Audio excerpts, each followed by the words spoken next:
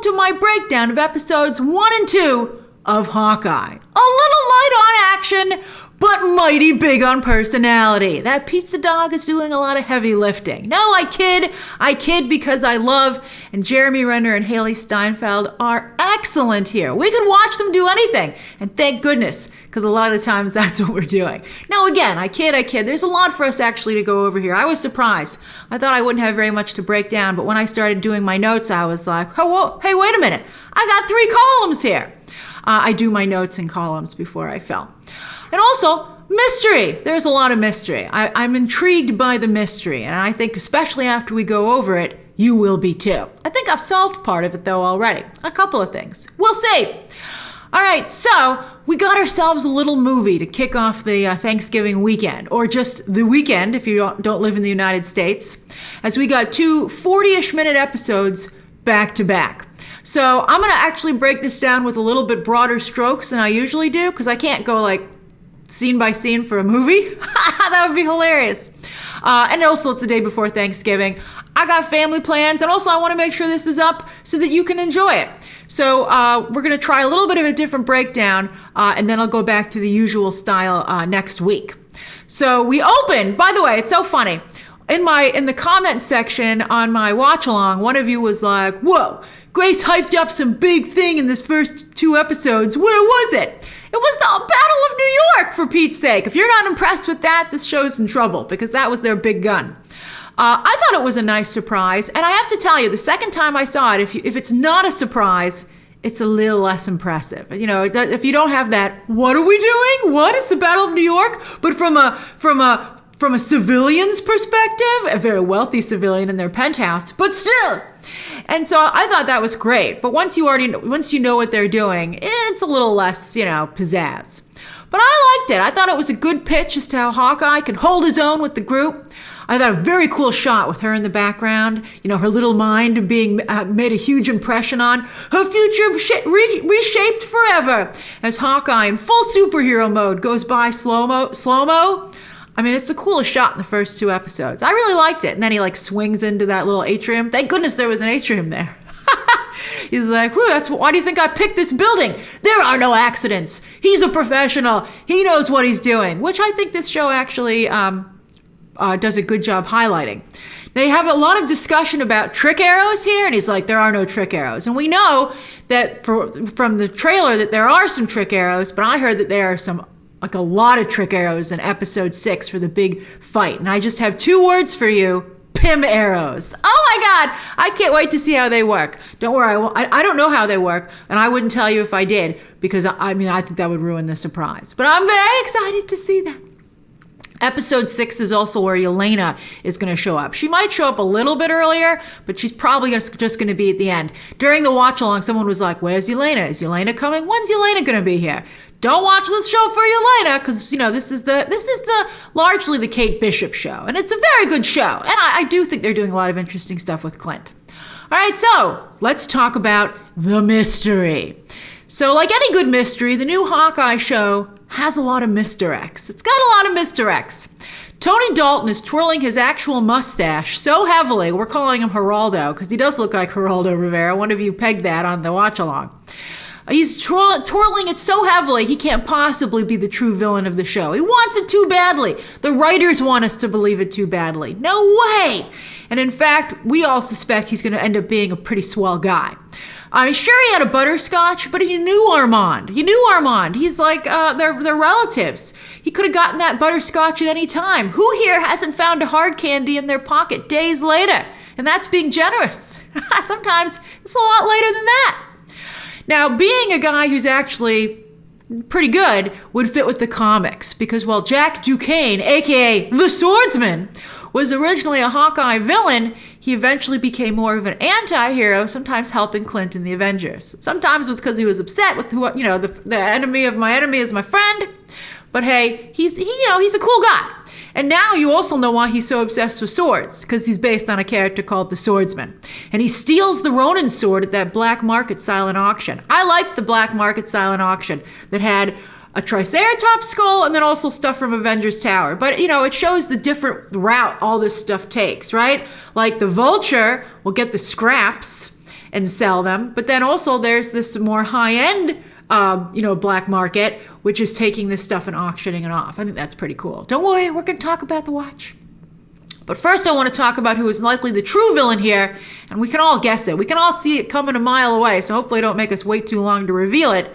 Vera Farmiga's Eleanor Bishop. See, in the comics, Kate's father, who's killed here, is a corporate criminal who is later revealed to be a low-level telepath who can control people. And it's his wife who's supposed to have died, but it's actually revealed that she disappeared to get away from her criminal husband. I gotta say, the Kate Bishop Hawkeye comic by Kelly Thompson was pretty darn good. I would check that out. It was actually very good. And just as good as the Hawkeye comic by Matt Fraction that this show is based on.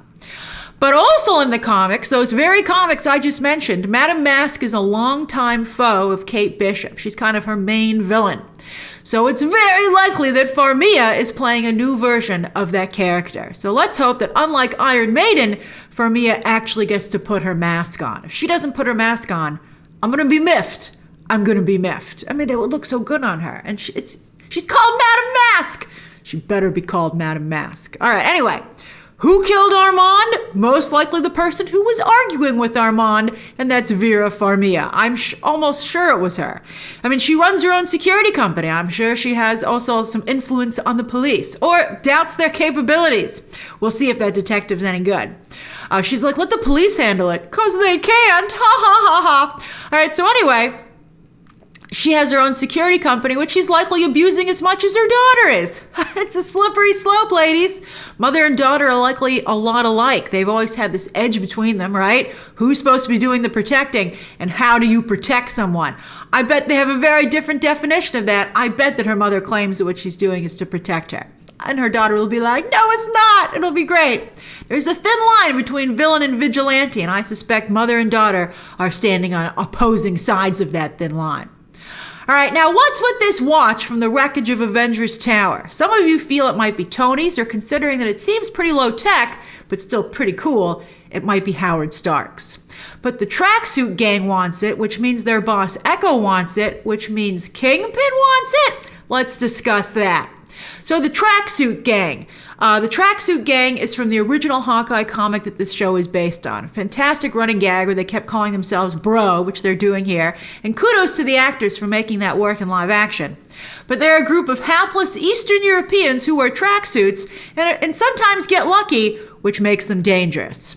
They might seem like they're clowns, but they're not. And speaking of clowns, in the comic, they get frustrated in their dealing with the two Hawkeyes. Their dealings with the two Hawkeyes, so they import a mercenary / assassin called the Clown, who actually looks pretty cool. He's got a little Pagliacci, the crying clown look there. Maybe he'll show up here. Although our dance card's getting pretty full.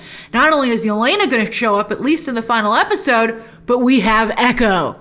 Pay attention to Maya Lopez because she's already getting her own show. We've already known about that, and they confirmed it on Disney Plus Day with a logo. Ooh, fancy. But I don't think that really reflects the character. I think maybe hopefully after this, where's the handprint? That handprint should be everywhere. That's her thing. All right, you'll find out. I'm not going to ruin it because, it's a very powerful scene as to how she gets that look. But anyway, Maya, the character, is deaf. And here she's that's why she's listening to the music by putting her hand over the speaker in that scene. Very Daredevil, this, and also, blind, deaf, interesting contrast of disabilities where the people actually are extraordinary and they use those as stepping stones. They don't let that hold them back. In fact, it becomes strengths for them. So actually, Maya and Matt Murdock had a relationship in the comics. I don't know if they'll do that here. But anyway, she's played by Native American actress Alaqua Cox, who is deaf herself and also has a prosthetic lower leg. What a cool lady. She's awesome. In real life, she doesn't let anything stop her. Now, she's called Echo as a character because, like Taskmaster, she can learn anyone's fighting skills, or any skill that they have for that matter, simply by watching them. And hopefully that's utilized better than it was in Black Widow. Interesting that Hawkeye and Natasha would end up having similar villains, right? I love the similarities. Now, in the comics, her father was killed by Kingpin, and his last wish was that Kingpin raise his daughter. So Wilson Fisk, in one of his stand-up moments, decided to do just that.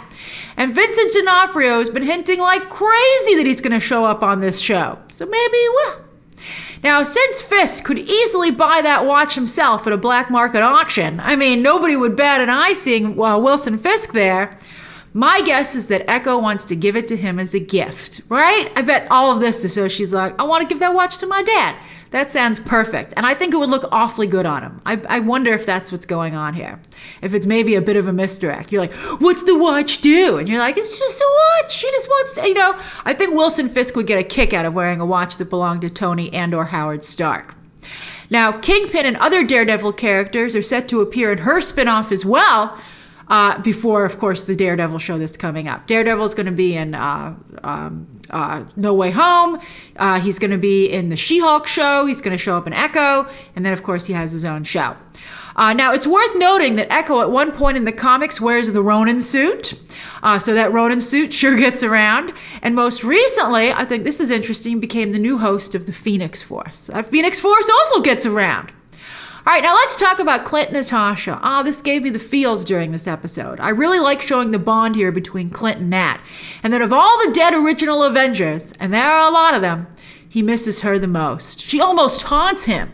And that she gave up her life so that he could live and be with his family. So in a way, I think that's why making it home for Christmas is even more important to him, because he owes it to Nat. She literally died so he could be home for Christmas. The little nods here and there are great. Thanos was right graffiti on the urinal. I mean, like, ouch. I mean, that's Natasha killed herself to stop him. And then this jerk, it just reflects real life. I thought that was great. And then also him using the catch and release plan, which is straight out of Natasha's playbook. And they even mimic, being tied up, where the gang thinks they have you, but of course you have them right where you want them. And I like that his wife, Linda Cardellini, is cool with his friendship with Nat and him missing her so much. And I think that's important to help promote the idea that men and women can be very good friends. What a great thing. I'm sure she came over to their house for dinner, maybe sometimes. I don't know if Natasha's really come over to your house for dinner kind of person. Now, getting to know Clint. I love this. And I love getting to see him not just as a person, but as a working Avenger. To him, it's a job. And, he doesn't have any superpowers, but, neither does Nick Fury. But Nick Fury struts around, not just because he's the boss, but because he lives to work. Whereas Clint works to live. He wants to keep the world safe so that his family can be safe in it. Think about what was motivating him during Avengers Endgame, just getting his family back. He doesn't care about branding. He doesn't want to, being an Avenger is not it's not how he would define himself. And that in and of itself is very interesting. And since he doesn't have any powers, I think even Natasha's juiced up a little bit, even though they've never really addressed it. But he's paying the heaviest price. I think that the hearing loss thing with that quick little montage about, of course, it reminds me of No Time to Die, where I was like, I'm pretty sure Bond has brain damage the way he's getting thrown around everywhere. I think it's only, I think Clint's lucky that he only has a little bit of hearing loss considering what he's gone through. And I love exploring the reality of what it would mean to be an Avenger for a long period of time. I mean, he's talented enough and skilled enough to stay alive, but that doesn't mean he gets away unscathed. And then the emotional toll, which is interesting because, of course, Jeremy Renner got famous for The Hurt Locker, where he, of course, portrayed PTSD, and he's getting to, play those chords again as an actor. Then finally, getting to know Kate Bishop. She's so great, isn't she? Again, read that comic. It's so good. I loved the line that her mother says to her, where her mother says, young and rich people often feel they're invincible, and you're both. And her mother says, someone who hasn't been rich, her mother clearly comes from a tough background, which I'm sure will be another way that she excuses her criminal behavior, saying, you don't know what it's like out there, Kate. But anyway, she says, take it from someone who was not always those things, you're not. The Bishops, though, as you can see, are quite wealthy, but Kate has never cared very much about that. Although she's a little bit posher in the comics, but I think Hailee Steinfeld's making the character her own. Good job of showing not just her training, that she has all these fighting skills and archery and swordsmanship, but what I like is, and it's interesting, I guess, Kate did say, now that I think about it, Kate's like, I've made a study of outdated weapons. And that's why I guess they have the LARPers, right? You know, that kind of medieval Renaissance, harkening back to a simpler time of weaponry, but where skill was the most important. That's a nice thing for an archer, actually. So you think Clint would have appreciated the LARPers more. Grills was such a nice guy. I really liked him a lot. I hope they call in that favor so we can see him again. But anyway, I liked showing how clever Kate Bishop is, right? The way she, played the waiter. First with the waiter saying, oh, get Gary. Gary told me to be here. And then when Gary showed up, she was like, Gary, the fact that you don't know my name just shows how much I don't like working here. I thought that was great. I thought how she got into the apartment by ringing all the doorbells, buzzers, and saying, oh, pizza, pizza. That was great. I mean, it was like out of a lot of movies and TV shows, but she thought of it. And then I liked her thinking of calling her own phone to make sure she got Clint's number when she gave him hers. That was great. She's very, very smart, but she's still new enough. She's still fresh enough. She still has that new superhero smell that she fell through the skylight. So I think that's great. Let's see how the two Hawkeyes get out of this one. We don't want her to be a Mary Sue, and I'm glad that she's not. What do you think of these first two episodes? What do you think of all these different topics? What are you excited about? Share your thoughts down below. Subscribe today. And be sure to join me next week for a 3 a.m. live watch along for an episode I haven't seen yet. It's going to be fresh for both of us. And then, of course, a breakdown. See you soon. And, of course, happy Thanksgiving and Merry Christmas.